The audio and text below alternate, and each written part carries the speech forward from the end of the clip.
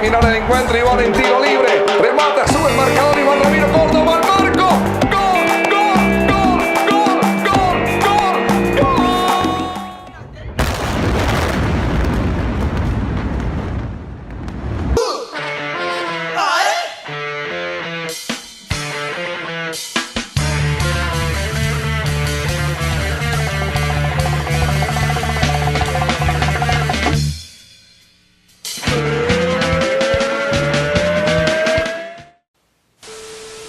A mediados del año 2001, Colombia se encontraba en completa incertidumbre, dado que la Confederación Sudamericana de Fútbol aún no confirmaba al país como sede de la Copa América a realizarse en el transcurso de ese año. Sin embargo, el territorio colombiano estaba sumido en una crisis política y social a cortesía del grupo insurgente de las FARC, quienes, en su lucha por tomar el poder a través de las armas, aterrorizaron el desarrollo de la Copa y la tranquilidad de los colombianos. Una época complicada porque se había roto la negociación con las FARC y entonces ellos arreciaron y era la época de los secuestros y las pescas milagrosas y ya la guerrilla estaba aquí cerca de Bogotá y bombas por todas partes otra vez y fue todo, digamos, como una oleada, esto arreció antes del comienzo de la Copa América y digamos que lo más significativo dentro del entorno en el que yo estaba no era el momento de la violencia, que al final, al fin de cuentas, era más de lo mismo, sino era que Argentina se acobardó y no quiso venir a la Copa América. Colombianas y colombianos, quiero quitarles un minuto de su tiempo para hablarles sobre la decisión de la Confederación Suramericana de Fútbol de dejar a Colombia sin la Copa América en un acto que no se puede entender de otra forma que por el manejo de intereses que se alejan del campo deportivo y se acercan más al político. Tratar de ligar el secuestro o la liberación del dirigente deportivo Hernán Mejía a la realización o no del evento en nuestro país no puede ser visto por nosotros como algo distinto a un abierto rechazo a nuestros esfuerzos e interés por hacer esta fiesta del fútbol. A pesar del contexto violento que agobiaba en ese momento a Colombia, el gobierno, liderado por el expresidente Andrés Pastrana, se empecinó en luchar por el desarrollo del torneo, más allá de la negativa de países como Canadá y Argentina, puesto que no eran ajenos a los altos índices de inseguridad presentes en el casco urbano. Era casi a diario que nos llegaban noticias sobre secuestros, sobre extorsión, sobre masacres, sobre actos delictivos que estaban cometiendo diferentes actores armados en el país, entre ellos los grupos paramilitares, obviamente la guerrilla de la FARC, la guerrilla del ELN, delincuencia común y una mezcla de organizaciones criminales.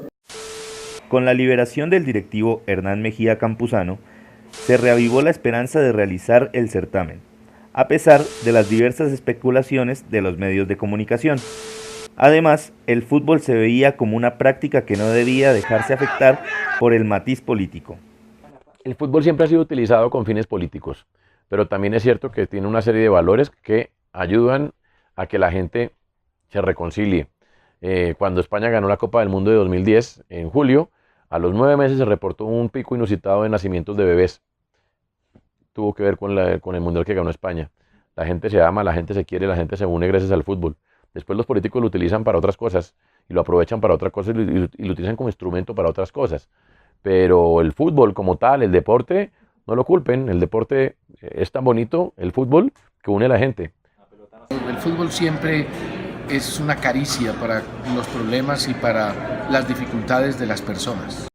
Yo recuerdo que en el mundo se han hecho muchos campeonatos del mundo después de dificultades y después de inseguridades.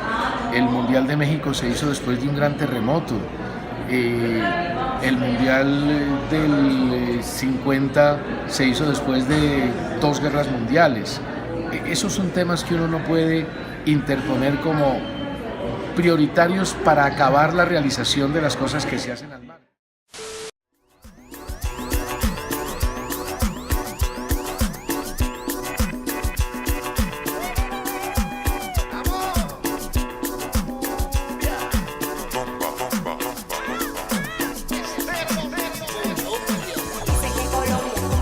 Ambiente, sonidos y ritmo, listo para la gente. Listo que te vamos a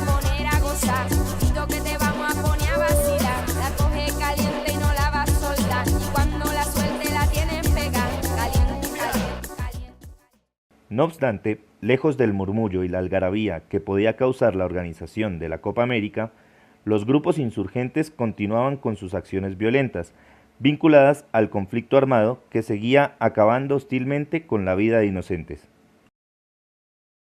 Era un tema tan delicado, tan fuerte, tan espinoso, el tema del secuestro durante todos esos años, que incluso estaba reglamentado, recuerdo, eh, publicar informaciones que fueran más allá y que pudieran poner en vida la vida de los secuestrados.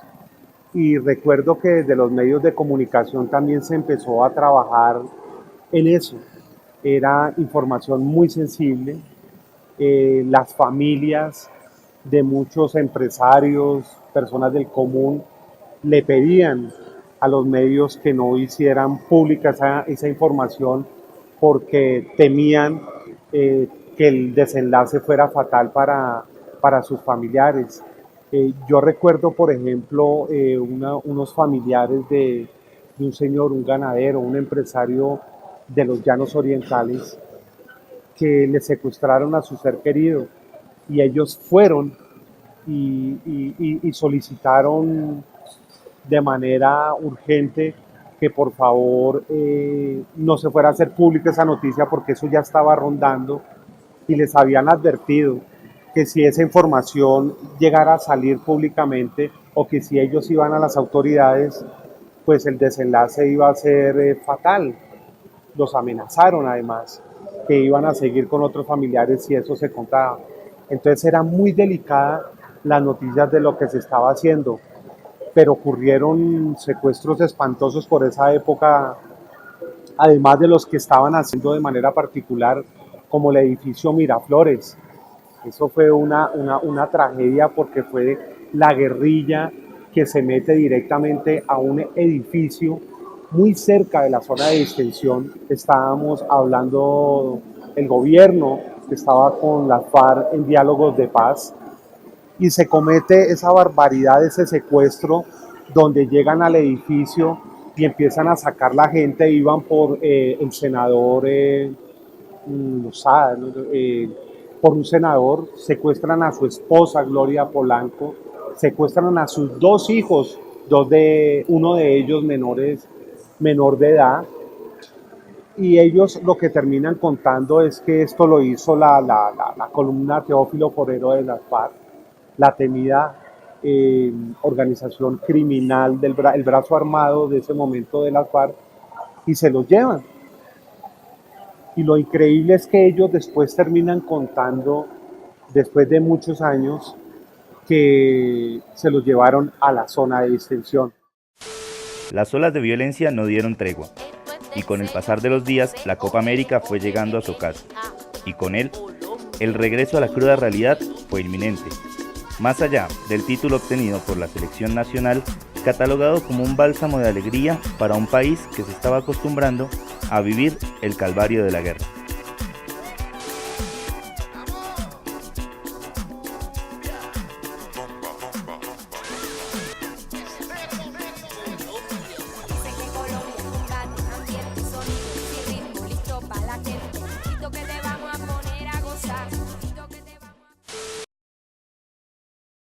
Pero la sensación de terror no solo continuaba en la zona de distensión, pues el conflicto armado también empezó a tener relevancia en zonas cercanas a la capital, más precisamente en la localidad 20 de Sumapaz, un territorio valorado por su riqueza natural y su ubicación estratégica, pero abandonado por las secuelas de una guerra ajena.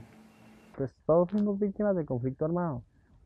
El estar en nuestras casas, escuchar los enfrentamientos cerca de nuestras casas, eso era duro para nosotros los campesinos, porque no estábamos acostumbrados, los bombardeos, los ametrallamientos que hacía el ejército con sus helicópteros. Entonces siempre uno estaba como a la expectativa, siempre con ese miedo, y al estar en una zona de conflicto, eso es una vaina muy berraca para uno como campesino, porque de un lado está la guerrilla, que si uno se junta con el ejército le dicen que es sapo y pueden matar a su familia, y del otro lado estaba el ejército que si llegaba a la guerrilla era colaborador de la guerrilla y lo judicializaban, entonces no estaba ahí en el medio con, con esa incertidumbre en todo momento. Eso fue bien complicado. Yo creo que el que vivió acá y diga que no fue víctima del conflicto armado es porque muchas veces normalizamos la violencia, que normalizamos eso, pero en nuestro concepto todos fuimos víctimas del conflicto. Pues el papel del Estado en ese entonces, como siempre ha sido, él llega con sus instituciones, en este caso el Ejército Nacional. Desafortunadamente tengo que decirlo, quizás de pronto ustedes no lo conozcan, pero fue una triste realidad con la llegada del ejército al territorio, a la localidad de Sumapaz. eh, Llega una ola de inseguridad para los campesinos.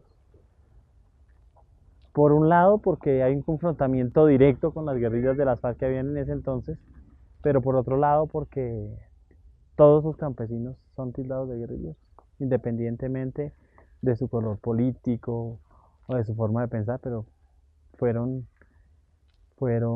catalogados como guerrilleros y se hacían capturas masivas, amedrentamientos, ya no podía uno dejar sus casas o sus ranchos que llamamos nosotros los campesinos solos porque el ejército entraba, se cogía las cosas, se empezó a perder el ganado, eso fue bien complicado. Pero pues ese fue el apoyo del Estado que se nos dio en ese entonces. Que no solamente el perdón, sino con acciones concretas para mejorar muchas cosas que tuvieron falencia acá. Entonces, no es solamente el perdón, son otras cosas, porque es que yo no puedo hablar de paz solamente con el silenciamiento de los fusiles, no. Yo puedo hablar de paz mientras haya una equidad social, yo puedo hablar de paz mientras haya tierra para los campesinos que la trabajan, yo puedo hablar de paz mientras haya garantías en temas de la salud, educación, seguridad social, todo eso. Eso es lo que realmente genera paz en un territorio o en una nación, digamos.